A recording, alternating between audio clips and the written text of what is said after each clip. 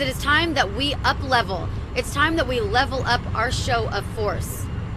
And for those wussies that are sitting at home right now, that are watching their Fox News and CNN and watching their social media, and you pretend like you're a conservative, you pretend like you're Republican, and you're pretending like you're fighting the commies, and for you to sit there and buy into this MSM narrative, hook, line, and sinker, that we are national terrorists, domestic terrorists, that we are violent, that we were so inappropriate and so embarrassing to you guys, and you are disgusted by our display. You are never a real patriot. You should be ashamed of yourself. How dare you throw these patriots that have been there all day yesterday and fighting the real commies? We're the ones at war fighting for you guys. How dare you say that you're ashamed of us? What kind of a patriot are you?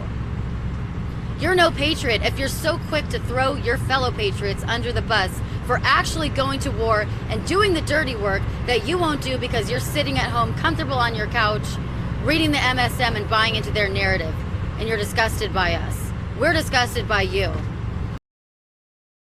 What we saw yesterday was the most epic form of resistance that we have seen in some time.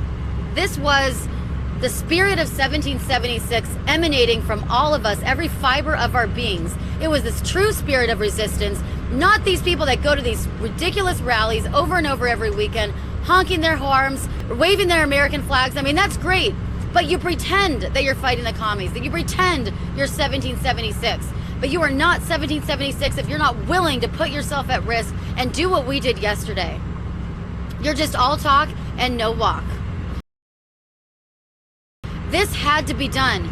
This had to be done. We had to level up our level of resistance and fighting back, or we'll never, ever, ever fight back and never get what we want. And we will be deserving of this government, this tyrannical government. So let me say this. It is time, because we have tried every means. We've been nice, we've been polite, we've followed the rules. We've exhausted our legal means and our civil means. We've done all of that and nothing has worked.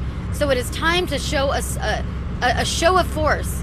Yesterday was symbolic, and I hope that this is the start where we level up our show of force, where we level up our show of fight and bravery and real courage. Yesterday was symbolic, and I hope that people start seeing it as heroic and jumping in on the action, and that it's contagious, because we need more of it, not less. We need more of what happened yesterday, not less, and do not let the media brainwash you into thinking yesterday was some bad or evil or shameful thing. When I look at the images of what happened in the videos, because I was on the ground and I saw what happened and what we went through, I am proud. I've never felt more pride in my heart and soul than yesterday, and by seeing these images. And you should be proud too. And if you're not, then you were never a real patriot, and you were never down for the cause and never wanted to fight.